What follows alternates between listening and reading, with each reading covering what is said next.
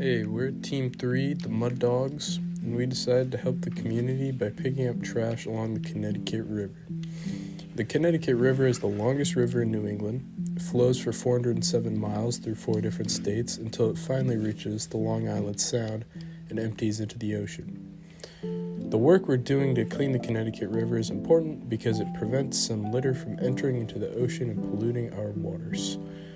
Although picking up litter may not seem like a big deal, it brings us one step closer to making the world, our ecosystems, and our environment a cleaner, healthier, and safer place. The Connecticut River Conservancy organization, which regularly hosts cleanups, found that in their 2019 cleanup, volunteers collected over 30,000 beverage containers. Most were plastic bottles, nips, or other plastic containers.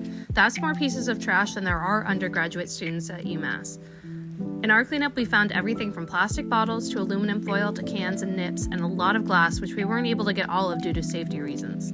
This litter also leads to a much bigger and harder to tackle problem: microplastics. Microplastics are incredibly harmful to waterways as they can get into marine wildlife systems and mess them up, as well as release contaminants from their processing into the water. Civic engagement means improving the quality of life for a community, including forms of activism, environmentalism, and general community service. It is essential for the betterment of local ecosystems and the health of the biosphere.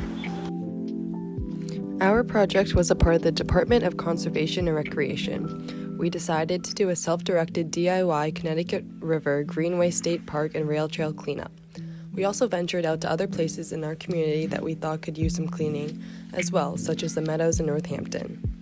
Our mission was to clean up litter in these nature-filled areas. In doing so, along the Connecticut River, we ensured that the trash did not get into the river and did not make its way into the ocean. In addition, we decided to do this work to make an impact in our local, regional, and global ecosystems. It's clear that world leaders have not been taking pollution seriously, so it's up to a younger generation to engage in environmental leadership.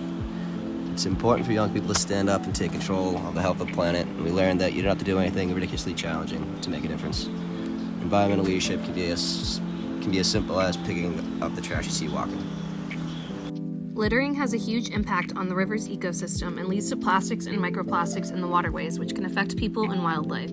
It's vital that we do what we can to help clean up as individuals, as well as putting laws into place on the state level to help prevent pollution, such as the Connecticut Bottle Bill, which incentivizes people to return their bottles for some of their money back. By cleaning up the trash along the Connecticut River, we are keeping people's trash from polluting the waterways. Every item we picked up helped restore the ecosystem and the habitats for the fish and animals in the area.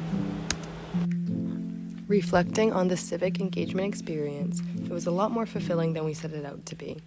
Oftentimes, people put their energy into actions that only benefit themselves.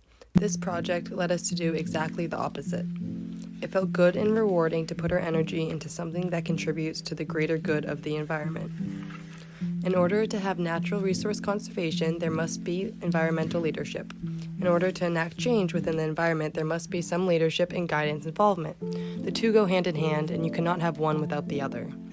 If more people were to take environmental leadership positions and were more apt to volunteer, we would see drastic positive changes in our environment status. We would like to thank Dr. Fletcher for being our project partner, as well as the other volunteers we encountered picking up litter, and the Connecticut River Conservancy for doing their part to help keep the waterways clean. We can only do so much as individuals. Real change is a community effort. The land itself, along the Connecticut River, once belonged to an elder Native American woman who sold her land to Sunderland's colonial settlers in 1671. Mount Sugarloaf is on one side of the Connecticut River. According to Native American legend, the two peaks of Mount Sugarloaf represented a giant human-eating bear. In addition, the colonial settlers called the mountain Sugarloaf because in the 1700s, people got their sugar in big brown blocks, which resembled the rocks seen along the mountain.